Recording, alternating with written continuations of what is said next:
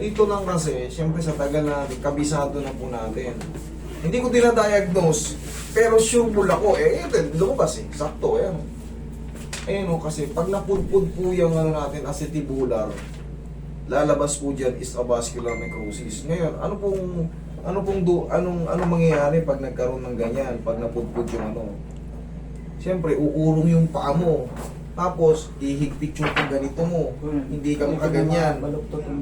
Nakatukod na, wala nang dulas. Bossing, ang gagawin natin dito, maa-adjust po siya, luluwag siya for the pansamantala, pero hindi po talaga siya totally 100% na matitilit. Hindi katulad ng dislocation, isang bira lang, pak, ayos na. Ito kasi, pudpud na yung acetibular mo, ayan o. Ang mangyayari dyan sa iyo, sir, is total hip arthroplasty replacement. Kung hindi ka naman magpapaganian, titiisin mo na siyang gaganong ka maglakad. Para siyang maiksi na talaga siya kasi nakaangat oh. Wala na put-put na oh. Tingnan niyo po ito maigi. Tingnan niyo man to. Tingnan niyo maigi to. May distance, may allowance. Tsaka kitang-kita yung bilog ng ano. Tingnan mo yan oh. Ayan. Tapos ito, itong neck femur niya oh, nagkakaroon na rin ng ano, umurong na rin oh. Tingnan mo yung neck. Di ba? Ang haba. Tingnan mo to. Maliit na rin. Ngayon, ang mangyayari dyan, sir, para ma-delay pa to, magbabitamins kayo sa bones and collagen. Tapos, yun nga, wala, titiis-tiisin nyo. Paluluwagin ko siya, kaya natin paluwagin. O wala, mabawasan yung kirot ngayon. Tumbaywang ko. Ayan. Kasi, once na magiging balance na yung lakad mo, magre-reklamo na rin yung mga kasunod na choice. So, maano na nga dito sa ano eh. Mm-hmm. Tuhod. Pero sir, for ano kayo? For replacement ko. Tingnan mo, tumabingin na nga rin dito niya kasi kakaganon niya. Ayan, tabingin na rin. Sa L4, L5, S1 yan. Yung ano na yan, yung part na yan, L4, L5, S1. Basahin lang natin ha. Osteodegenerative osteoarthritis, right hip, avascular necrosis in the right femoral head. Cannot rule out on an old fracture involving the left acetibulum. Degenerative osteoarthritis. Meron din kayong ano? Ano ba nangyari sa inyo before? Wala naman, naramdaman ko lang yan. Kasi ano po yan, dati diploma ako sa construction. Siguro baka... Acetibulum and acetibular, yan po yan yung mga ano sa singit. Ito po yan. Ayan o, acetibular root, acetibular lab root, femur, head femur, napupudpud po yung mga yan. Ngayon, ito wala na sa kanya yung acetibular root. Hanggang dito na yung inabot. Kaya, umi-slide na pataas yung head femur. Umaangat na. Hindi na kayang Ayan o, pudpud na o. Wala na yung acetibular root niya.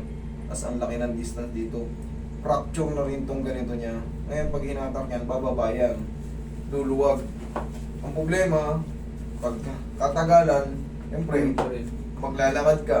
Dahil nga wala nang shield, pudpud na yung acetibular root, i-slide na naman yun doon. Pwede mo rin siyang hatakin. Mahaba na naman. Pero pag naglakad ka, pabalik-balik lang. Hanggang sa mapudpud siya na mapudpud. Mapudpud na mapudpud. Ang avascular necrosis, ang nagiging ano niyan, nawawalan siya ng blood supply sa head. Yung blood supply sa head femur, ito, meron yung blood supply dyan, nade-delay or nababaw. Kulang yung supply. Kaya ngayon, rumurupok to. Pag rumupok to, kakayurin niya yan. Ito, kakayurin niya yan hanggang siya, siyempre, pag kinayod niya na yan, nandyan na yung ulo. Ngayon, uurong ngayon yung paa mo. Yan, Pero actually, ano po mga vitamins na ginagawa? vitamins sa bones, tsaka yung mga collagen para kahit pa paano, hindi man siya totaling matreat, madelay yung pagkasira kasi nandyan na yan, talagang totaling sira na siya.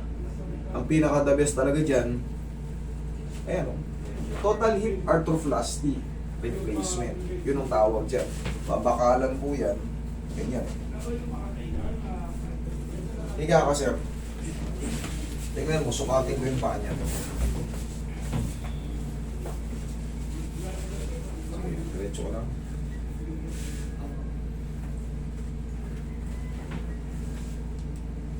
Pantay na natin. Yeah. Pantay na.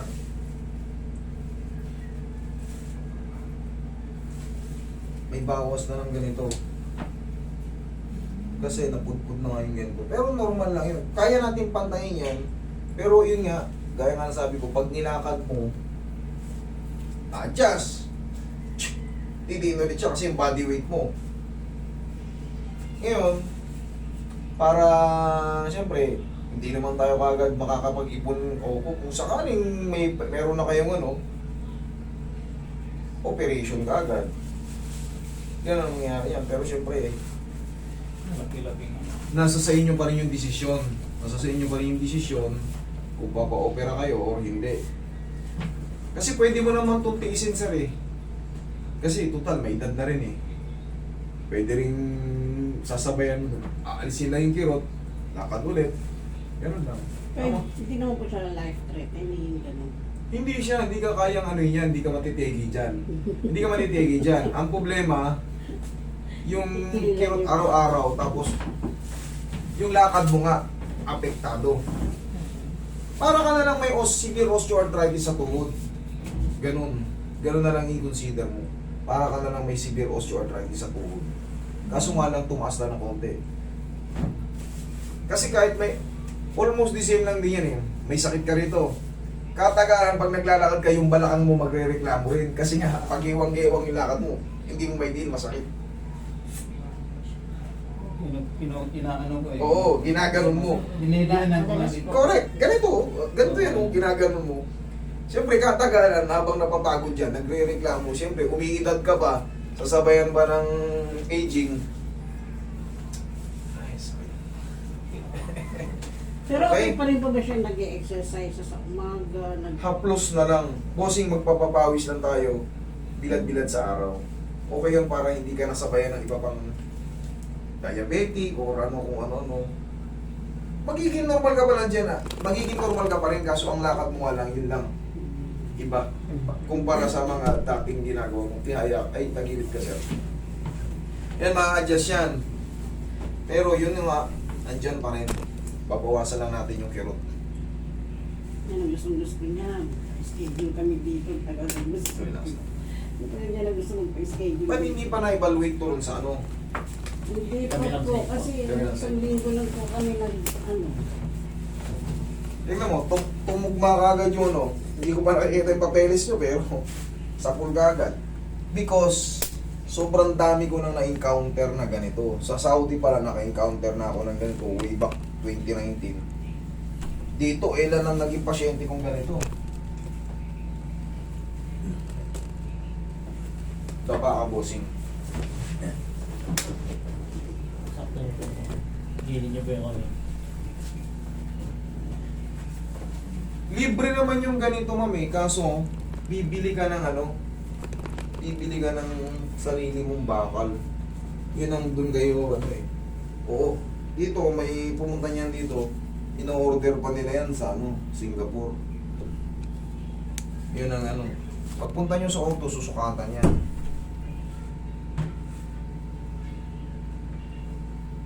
Pero siyempre, mahabang proseso.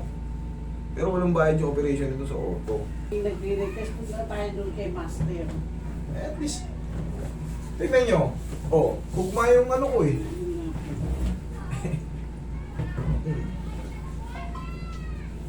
Ito ang mahirap sa kanya, yung ganito. Kasi hindi nadudulas.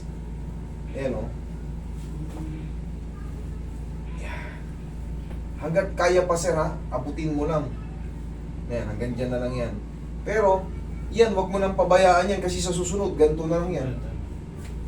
Yan, kunyari, abot mo pa dyan. Hold mo lang, 1, 2, 3. Para naiinat yun dito, naiinat yun dito. Kumpara dito, halos abot.